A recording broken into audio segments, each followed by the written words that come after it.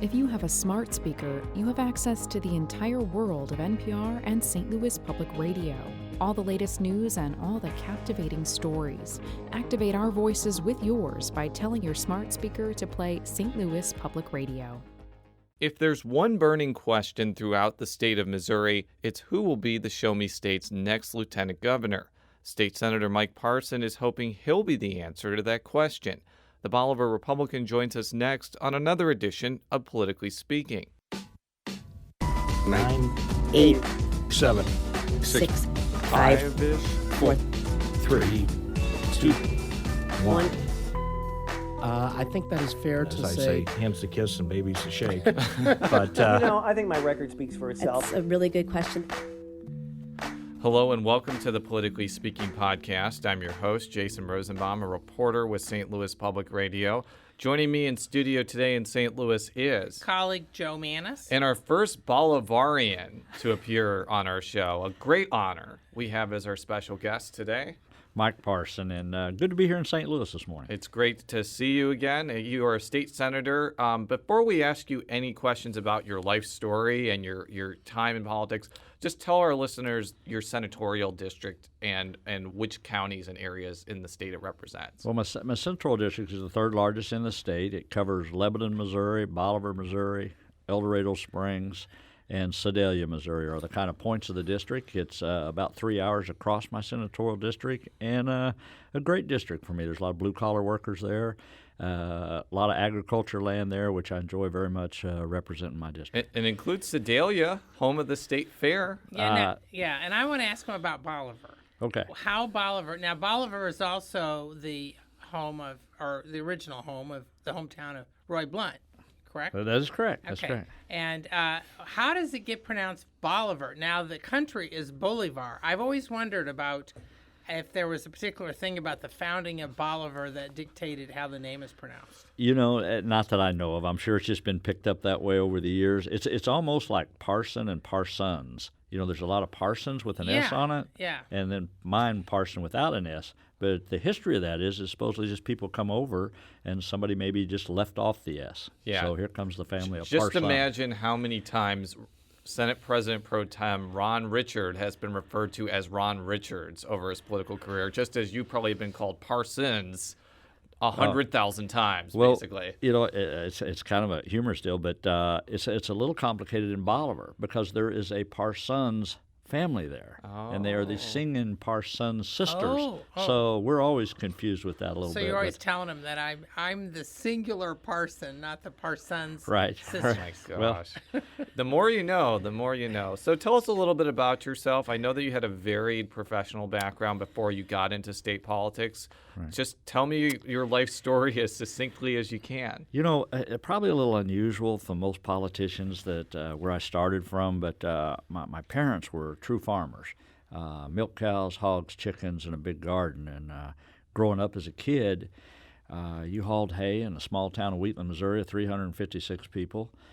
You hauled hay. I remember me and my brother actually walked down the side of the road. We lived 3 miles outside of town, and you'd actually walk down the road and you'd pick up pop bottles at the time because you could sell pop bottles for a deposit.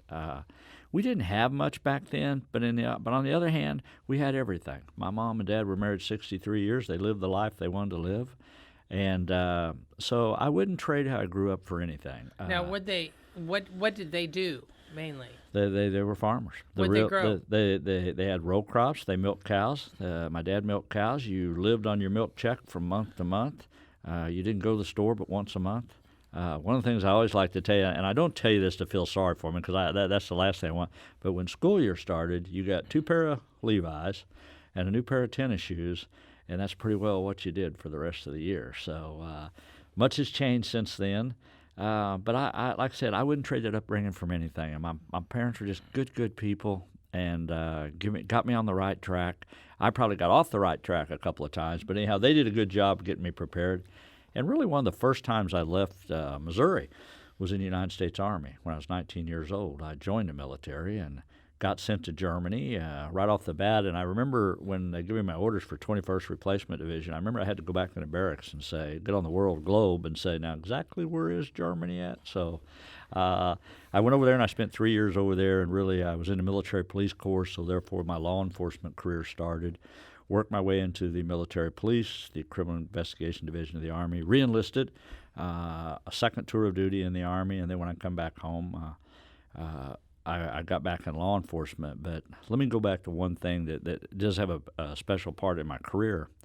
When I was 15 years old, I started working in gas stations. I started fixing tires and washing windows, and I guess maybe before child labor laws, that if they were there, we didn't know about them. I'll just put it that way. But I started working when I was 15. And when I got back out of the military, I was an investigator for the sheriff's office, and all of a sudden another gas station come open, and I bought a gas station and another gas station and got married, 2 kids later, and I was in small business for many years where we kind of did very well. How many gas stations did you end up having? Two at the time. One of them pretty good size at the time. That we had a wrecker service, a muffler shop. We just did all the hard work, but I enjoyed that. I really did. I met a lot of people during that time. Now, at that time, my law enforcement background was pretty extensive in the military. I got to go some of the FBI training, Department of Justice. And the old sheriff retired back home, and he says, hey, do you want to run for sheriff? So I said yes. After I had a lengthy discussion with my family to say what it paid, that took a little while to get over that. Because the time, my understanding, we had Caleb Jones on the show, and his dad, Kenny Jones, was obviously the Montauk County Sheriff. And I got a sense that job does not pay very well in rural parts of the state. Well, I'll tell you, it took a couple of days at least, and my wife's here kind of sitting in the other room today, but to kind of convince her that this was what I wanted to do. It wasn't a smart decision because at the time the sheriff of Polk County paid $22,000. Wow. I can remember that, and we were making substantial more. But, it was an opportunity for me to bring what I had learned in the military and a professional career to a sheriff's office. It was a lot like a country boy sheriff's office, and I wanted to change it. I wanted to make it into a first-class. And when was this, by the way? 1993. Okay, 1993 is when I done that. So I done that for 12 years as Polk County Sheriff. Were you allowed to keep your gas stations? I had them for a while. And we farmed all my life. I've always had cattle. So you did that while you were still being sheriff? I did for a while, and then I started selling the gas station portion of it and left the shop.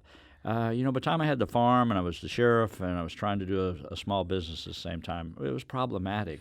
And my wife, she had spent 40 years in the banking industry, just retired a couple of weeks ago, so it was pretty demanding at the time. But at the time, you're young and you feel like you can do a lot of things. So I did. But when I got rid of the gas stations and went to the sheriff's office, and then fortunately after that, I didn't know what I was going to do when I left the sheriff's office. I already announced I wasn't going to run again, and then the state rep kind of come open, and I ran for the state rep. And I've been fortunate enough to run for the Senate and win the Senate. But the one thing I think I want people to know, running for sheriff back home was probably one of the most important elections I've ever had. Now, the titles have changed over the years, but that was the people that knew me the best. That was the people that I grew up with, I went to grocery stores with, we went to church together, and they're the people that really know you. So it was always an honor to get that first election as the sheriff back home, and I think I always hold that to a little higher standard than some of the other elections I've been through. Was it competitive? Did you have a vigorous opposition? It was. You asked that question, Joe. When I ran for sheriff, there was 3 Republicans ran for sheriff. Okay. When I ran for state rep, there was 3 Republicans that ran. No Democrats? No Democrats. It's not a very it's not a very Democratic area. Yeah, but it used to be. Yeah, right. Used to be way back. Okay. Go ahead. And when I ran for the Senate, there was actually 3 Republicans that I ran against. I do want to say this to both of you and to people who are listening. I have never run a negative ad about a fellow Republican candidate. I never have. I've been fortunate to win all the elections. I've had them ran every election I've had. People have said things, and that's fine. I understand the process. But again, I think on the negative politics, one of the things we're trying to promote is positive politics, and we've got overboard on how we're winning elections anymore, which is one of the reasons why I'm trying to. And that actually segues really nicely into our next point. So one of the reasons I think that you're in statewide politics is a speech that you made right after the death of Tom Schweik, the state auditor.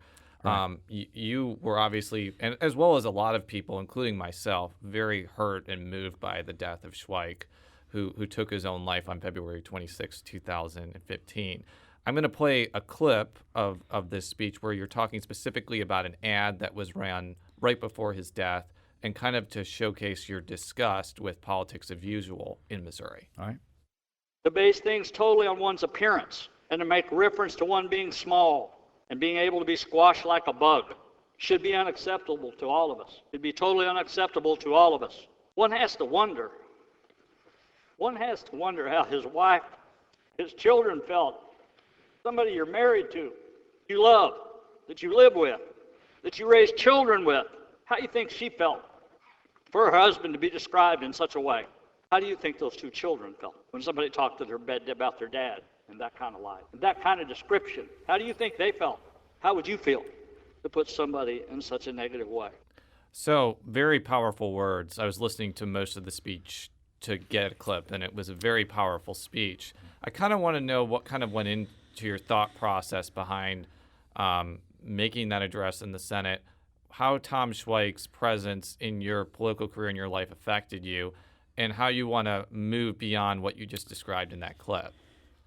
Well, let me go back to those days. Tom Schweik was what I felt like was a good guy. He was not a personal friend. I had met him and Kathy at several occasions, like political arena. I thought he was a very intelligent man.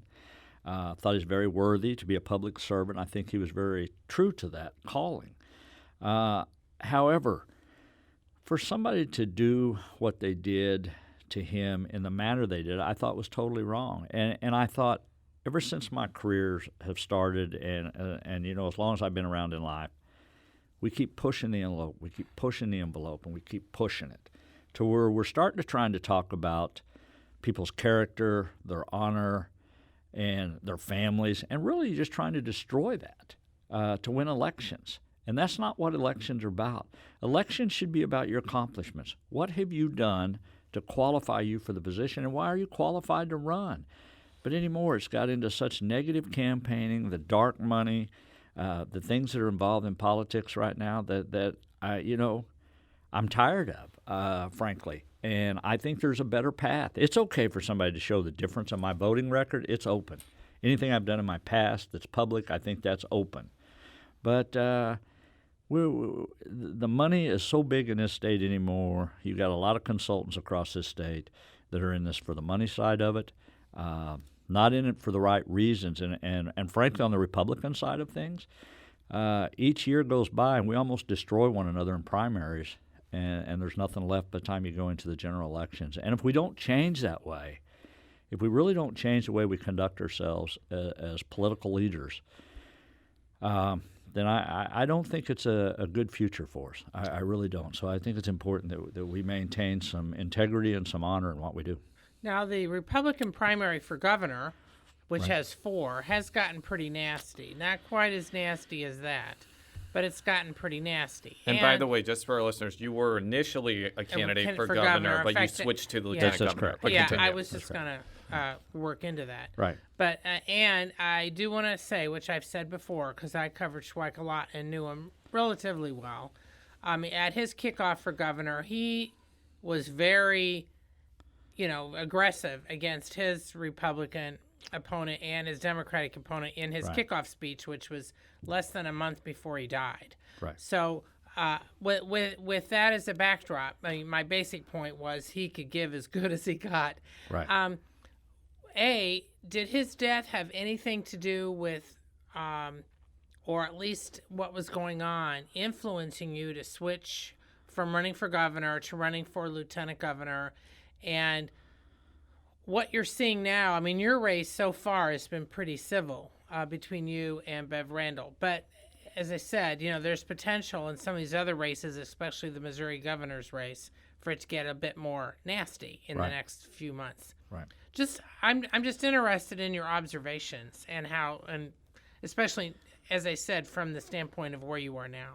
Right. Well, I think it's all up to us as individuals, as the candidates, to conduct yourselves in a professional manner. You just can't throw it out and say, "Hey, I don't want somebody to throw it back at me." Right. That's not what I'm talking about. The reason, multiple reasons in the governor's race, I really want to deliver a different message than most candidates. Again, I want to run on who I am, what my accomplishments are, and that's how I want the voters to judge me on what I've done.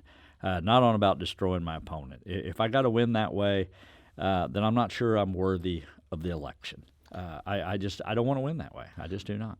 But what did prompt you to switch from governor to right. lieutenant governor? Well, a couple of factors, and there was several factors in there. One, I wanted to be able to keep on message. Okay. And it was going to be very difficult in the governor's race. When the lieutenant governor got in the governor's race, if you take your heart out of it for a minute and you have to think with your head and you look at the statistical information in front of you, hey, the 8th Congressional District is a big deal to me.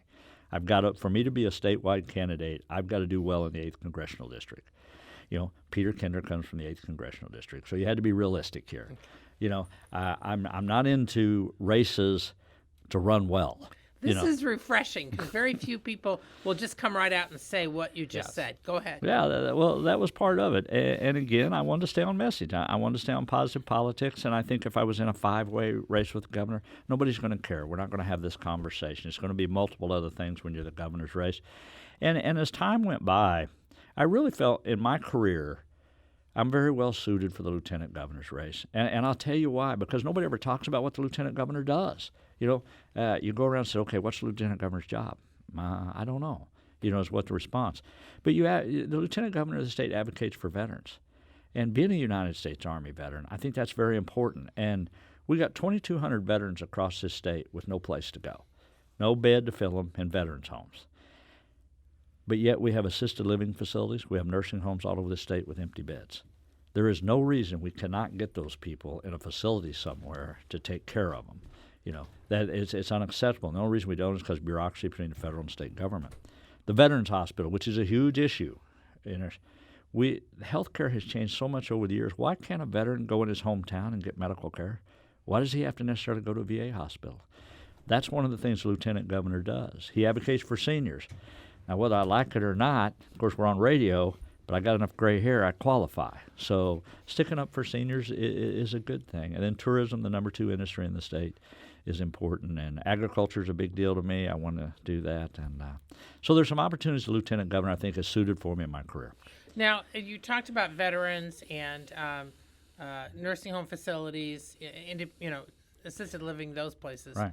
What, as lieutenant governor, these are private enterprises, right, pretty much. What would you be able to do as lieutenant governor to maybe get the executives to look at some of your proposals? Well, I think whoever the next governor is, one, I've been working on some of these issues for several years, so you do bring a little expertise. The only reason you can't get a veteran in a bed in their local facilities right now is bureaucracy between the federal and state government. That's the only reason. It's taxpayer money, however you do, taking care of veterans, which we should. I think we all believe in that. But I think getting through that bureaucracy, and if you're the governor and lieutenant governor of the state, I think you have a little more horsepower to go out there and change that. Why should a veteran drive 2 hours, like in my hometown, to go to Columbia, for example, 2.5 hours away to get care, when you have a hospital in your hometown that can take care of those health care needs? Now, if he wants to go to a veterans facility, that's fine. But why can't he get that care at home? Why does he have to go 2.5 hours? And I think those are things that are just common sense issues that nobody's really took under their wings and really worked hard to do that. There was a piece of legislation I had this year. We have a huge shortage of CDL license in the state of Missouri for truck drivers. Right. It's a huge problem in the state. Well, we have all kinds of military personnel coming off of Fort Leonard Wood that has driver's training for big trucks, vehicles, and everything. But yet the state won't accept the training they've had in the military to come to Missouri, which is ridiculous. We ought to be able to transfer that license to a Missouri license immediately and try to keep those veterans here in this state. So those are the small things you can do, I think, as an advocate to really change. And I got to do that this year as a senator, but I think there's much more you can do. And for seniors, most people that worked all their lives in their careers, they just want to have a acceptable living standard for the remaining years of their lives. And I think that's important, and you need to understand what it is that's important to them. So I think those are pretty given for me. So I look forward to those. So we don't know who the next governor is going to be. If it's a Republican governor, I think it's a safe bet that if you win, if you become the next lieutenant governor, that he or she will delegate a lot of duties to you, just as Matt Blunt delegated some duties to Peter Kinder. What we've seen over the last, 8 years is Lieutenant Governor Peter Kinder and Governor Jay Nixon have had a fairly non-existent relationship.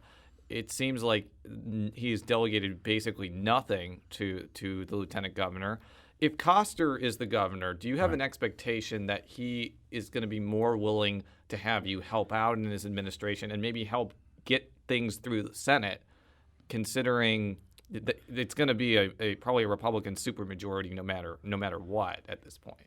Well, I you know what, my entire career is sometimes it's about getting people together and finding out the solution to the problem. If Chris Koster's the next governor, I can tell you, and I'm the lieutenant governor, I'm going to find out ways that I can work with him that's good for the state of Missouri. And when you get to the economic side of it, you get the education side of it, we get to veterans issues, I'll figure out ways to do that. There will be some things we will never agree on. But hopefully you walk into that room someday and said, okay, look, we're not going to agree on these issues. So be it. Let's move on. So let's move on to the things that are important. And when I talked about education, I think Missouri's really facing a huge problem with the skilled workforce. We're way behind on that. And we're missing the boat, per se, that we need to do something to do a better job of that. Well, that's not a Republican or Democrat issue. That's a matter of making sure we got people in skilled areas where they can go out here and meet the demands of the workforce in the near futures. And I think that's a huge issue coming up for the state of Missouri. Now, I do want to say, during the decades that I've been covering Missouri politics, that it's not unusual. I'm not saying it's right, but it's not unusual if the governor and lieutenant governor are of different parties, they don't talk. Right. I mean, Mel Carnahan and John Ashcroft, when Ashcroft was governor and Mel Carnahan was lieutenant governor, the tension was cut it with a knife. Yeah. But I think there's been examples of there's been different parties where they have worked together, like Kit Bond during his second term, from what I heard, worked pretty well with Kenneth Rothman. Yes, well, part of it was because of Rothman's legislative experience. But that said, when you're looking at this, do you think that that the lieutenant governor and the governor should be running as a ticket instead of, as they do now, it's separate? Yeah, no, I think running separate's good. I think it's a balance of the powers, and that's okay. Sometimes to get along, you got to work harder, and there's nothing wrong with pushing you a little harder to work harder. And you're right. If you decide you don't want to get along and you shut your office doors to each other, but at the same time, if you're an elected official, you've made a commitment to the people to do what's best. When I ran for sheriff of Polk County, I made a commitment to be a good sheriff to the people. I didn't say I was going to do it for any particular party. I just said I was going to be a good sheriff, and I took an oath to do that. I think when you take an oath, to me, is a serious thing. When I took it in the Army, when I took it as a sheriff, when I took it as a legislator, when I took it as a husband, those are all serious things to me, and my job is to do the best I can. Sometimes quarreling, sometimes just saying no to everything is not a very good solution. So as Joe alluded to, you are in a primary against Bev Randles. She, for a long time, was, I think, the chairperson or the president of the Club for Growth for Missouri. Longtime activist in the state of Missouri politics. She was on our show. She, I think, spent most of her time doing what you're doing, talking about her background and vision for the lieutenant governor's office. But she did criticize part of your record, especially on stem cell research. We're going to play a clip right now, and we'll talk about it further. All right. But I think also on things like cloning and stem cell research, he has been much more favorable to that. He actually voted for MOSIRA, which is a bill that essentially opened the gateway, as many people see it, to this stem cell research and. So do you oppose it? I do. I oppose MOSIRA. So a couple of questions there. Let me just ask you point blank. Are you a supporter of embryonic stem cell research? I am not a supporter of embryonic stem cell. I have always been a very huge supporter of stem cell research. Yeah, and there is a difference. There's a difference. That's why I made the distinction between embryonic and non-embryonic. Continue. Yeah, and I'm not interested in you can take the steps forward where you start talking about putting people in prison for research. I think you got to really think about those things. Those are serious decisions you're talking about. Look. There's no doubt in my mind where my Christian values are. Regardless whether somebody endorses or don't endorses, I don't get into that as much as a lot of candidates do. But let me tell you, I've never supported cloning, and I don't know of anybody in Missouri that's doing cloning. Mm-hmm. If they are, I don't know it. But I don't support it, and if they were, I'd try to stop it. Mm-hmm. I would just tell you that right now. And there's never been any indications I've ever supported anything like that. So, and I think the last statistics I look, I think a few years back, I had a 92% rating with Missouri Right to Life. Right. Messiah, when you bring up Messiah, yeah, you can take a small piece of anything and make a little bit of a clip out of it. But Messiah, I thought, was an economic development. And I tool believe for the that Mosiah, correct me if I'm wrong, Joe, Mosiah for our listeners was this incentive tool to get life sciences and other type of businesses going forward. Correct. Sure. There was some fear that it could be used for embryonic stem cell research, Right. which is why Missouri Right to Life has used it as kind of a club against other Right. candidates. But Right. continue. Well, and I think those are the kind of things you got to look at the picture of the whole issue in hand. And I don't see that happening. I do not see cloning in the state. I don't. And I would be the first to tell you I would totally, I would never support that.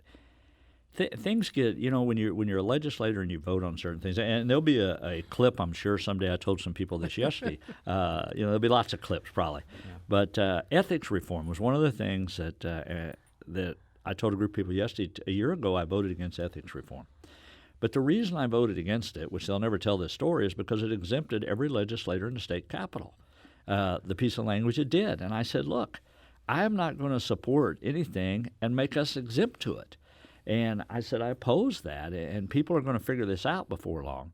And so thank goodness it didn't. This year, when I did support the bill, I put an amendment on there that says, okay, if we're going to implement this ethics reform, it has to be for all of us that are sitting here. And for example, like one of the things you might be like the revolving door ban for lobbyists. It was a 6-month ban that ended up passing, but I think it does include everybody. Because the bill that you're talking about, which was a year or two ago, Right. actually exempted everyone who was currently in the General Assembly. Right. Right, and it's what the federal government does all the time that you get so frustrated with, and then all of a sudden this is on the floor, and we're voting on it, and I'm just saying, hey, I can't do that. I do have to ask another question on the stem cell research front, Sure. because in 2007 I was in the room when this anti-embryonic stem cell amendment, which was trying to repeal what is called Amendment 2, came through the House Rules Committee. Right. And I remember pretty distinctly you were one of the people to vote against that, which effectively killed it. Was it because you didn't want to throw researchers in jail, or you didn't like the way it was crafted? Because I wouldn't be surprised if that came up during this campaign to kind of Right. go against your anti-abortion credentials. It probably will, but again, I'm going to just go back to where I've stood my whole career on that issue. At the time, I think I had just been, I was newly on the Rules Committee at the time of that, but here was the first thing. The people had voted on this. Yeah, and it was a constitutional amendment. It was a constitutional amendment, and the people had voted on it.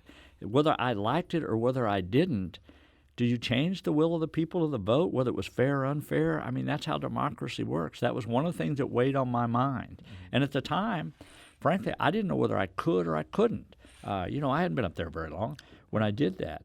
But again, the people that just voted on that, did I like it? No. But they did.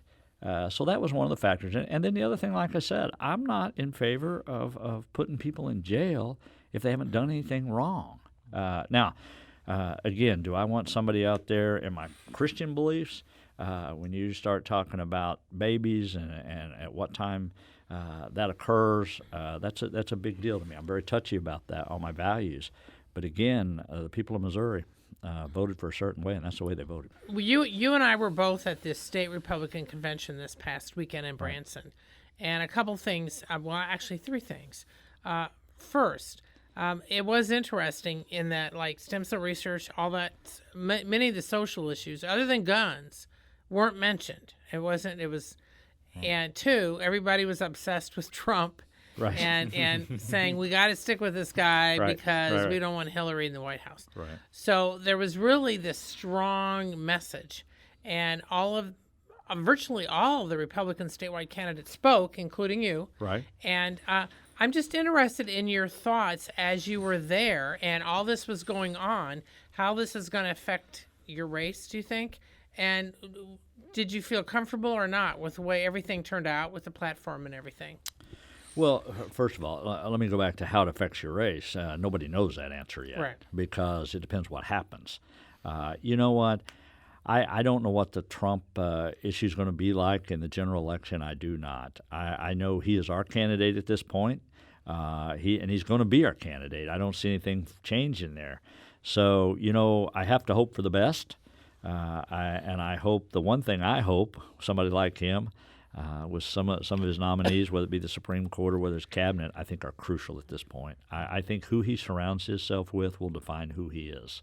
And until I see that, which like I said, it'll be so critical, of who he gets around him, because he's going to need help. Let's face it, when you've never been in the arena before, it's a different version. But when you get in there, as most of us have been around the legislative process, whether it be a governor or president, you can say a lot of things on the stump, but getting them done at the end of the day is a totally different thing. Now, I'm curious, how do you think he's going to do in Missouri? Because you're in the 7th congressional district.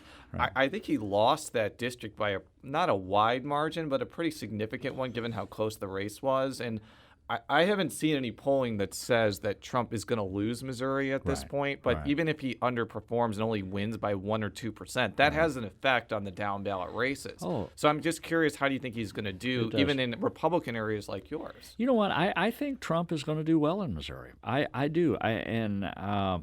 I think people are just frustrated with the system as a whole in the federal government, and rightfully so. I think I'm frustrated with it. We all have been for quite some time. Just the gridlock that's up there, where nobody gets anything done, and you do send majorities up there, and nothing happens. And there's such a difference between the state level politics, because with the majorities we do get things done. I mean, some things you don't always get done, but you know that you can do things. And when you sit there and you see the federal government don't stop anything, they don't get anything done through the bureaucracy side when they do the rules and the regulations, it's disappointing. It's very disappointing when you're a state legislature and see that and you think, wait a minute, we can do that with majorities, why can't you? And for some reason or other, it just gets into gridlock. And everybody's tired of that. I'm just telling you, the people I go around and see are just very tired of that. Now, one of the other interesting things at the state convention is nobody mentions Schweik or the message or any of that. Right. Did that surprise you? I don't know whether it surprises me or not, and I don't know how much worthy it is to bring it up all the time. At some point you have to put things to rest, and for his family. I will say this, Kathy called me on the day of his suicide and reached out, and I thought that was very kind to her to do that, and I just feel for her and the family as they go through this. And I don't know how much you want to bring it up all the time. It's going to be part of our history. It's one of those darker days. And for both of you sitting here today that I'm talking to, and for the listeners, I don't blame any one particular person to what happened to Tom Sweat. I don't. I don't. I've been in law enforcement for a long time, and unfortunately I've worked a lot of those situations.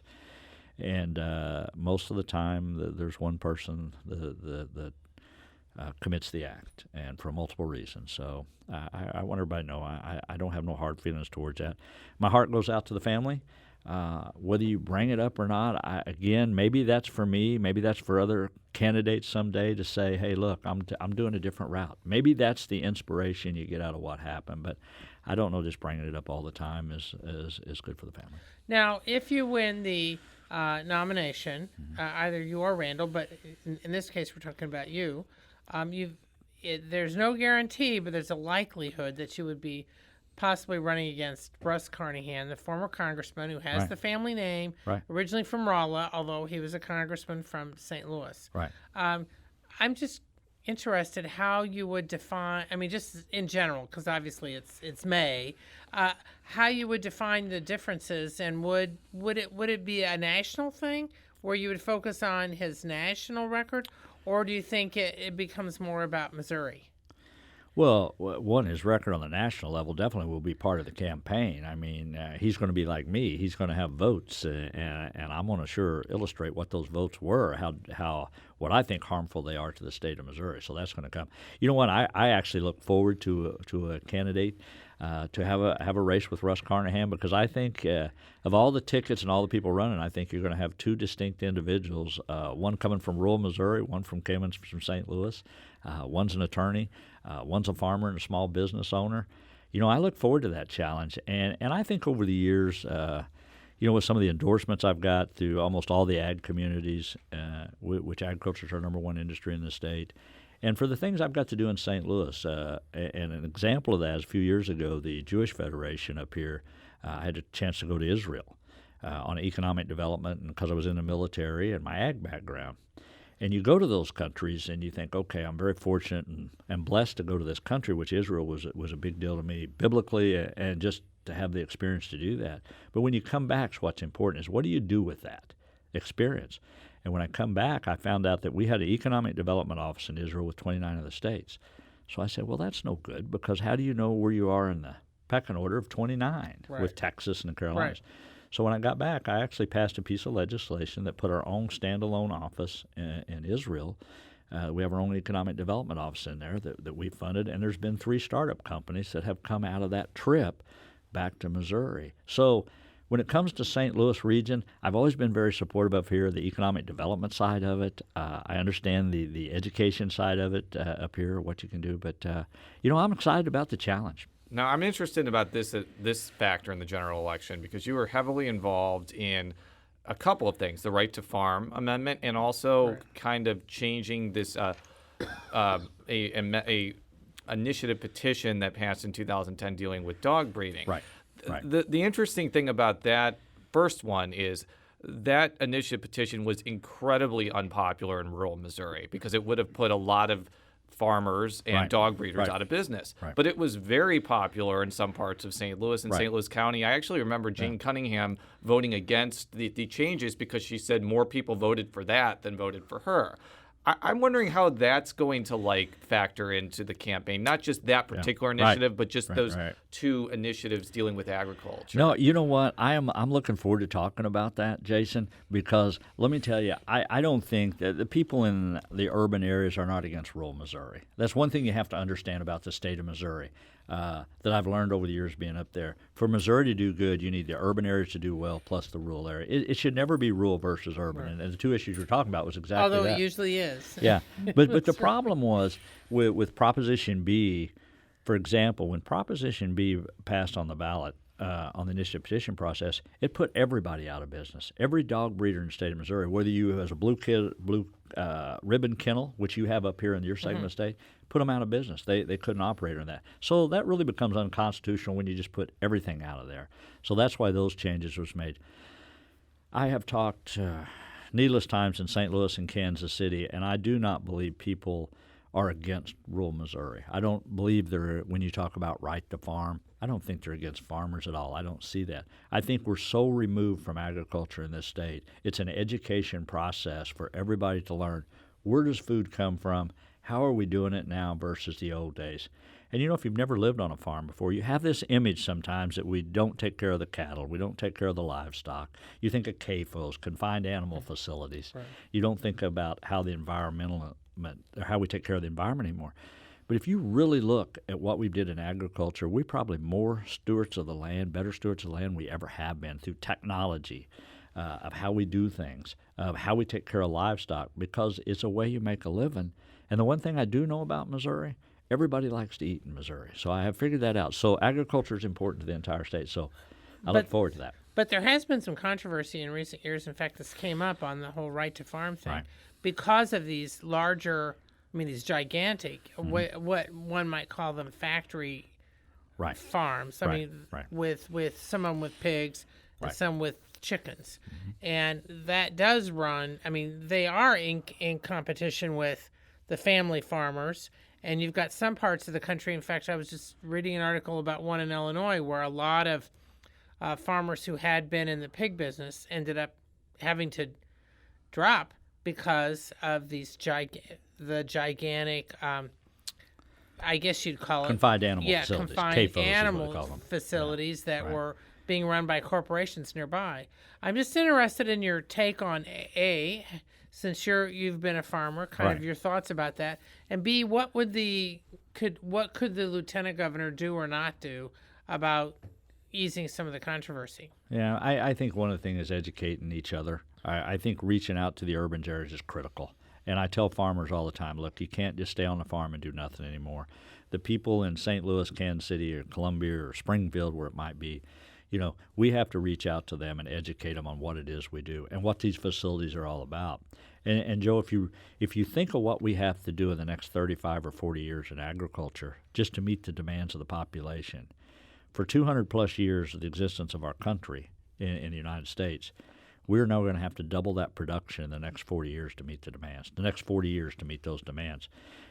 So we're going to have to do a better job in agriculture of how we do to produce, but you still got those demands. And I wish everybody could have a little old acreage with a few chickens and a hog and a cow and all this picture perfect thing. But the reality of it is, that's not the way you'll feed the world. And right now, if you have a animal confined facility that we're doing, you're going to find out that they are regulated, that they are doing a better job than they've ever done. But those demands are there, and they're not going to go away. Well, we are out of time. We want to just extend our appreciation of you traveling all the way to be here, because I know you just came here just for us. And not the fact that you're that's right. campaigning in St. Louis. It's not a radio station. I'm a politician. Hope that's not. I hope. No, in all seriousness, we often ask people from out of St. Louis to schedule coming on our show when they're going to be here anyways. Right. So we do appreciate your time. I'm going to make this declaration as I did with the treasurer candidates. Whoever wins the primaries for lieutenant governor can come back on our show during the general election, because it'll be a completely different flavor to what we've had now. Yeah. So thank you again. Thank you, Jason. Follow all of our stories at stlpublicradio.org. You can follow me on Twitter at Rosenbaum. Follow Joe on Twitter at J Mannies. That's JMANNIES. And are you on Twitter at all at this point? We're on Twitter. Just Mike Parson from Missouri on Twitter. I got a Twitter account, Facebook. Is it 4FOR or 4, the number? It's just Mike Parson. Mike Parson. Yeah. Okay. Yeah. Let me just double check this to make sure we got the right name. Yeah. It's actually Mike Parson for Mo. You were right. Right. And it's 4, not the number 4. Okay. Yeah. Right. Yeah. We will be back next time. Until then, so long.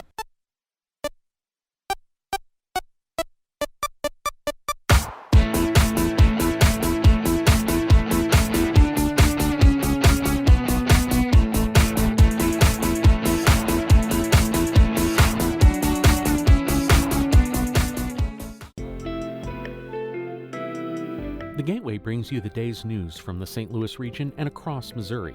It also includes stories from the Illinois side of the river and our Metro East reporter, Will Bauer. In Alton, in Belleville, in East St. Louis, in Edwardsville, in Cahokia Heights, at Scott Air Force Base, I'm Will Bauer, St. Louis Public Radio. Listen to reports from Will and all of our journalists weekdays on the Gateway, on the STLPR app, and wherever you get podcasts.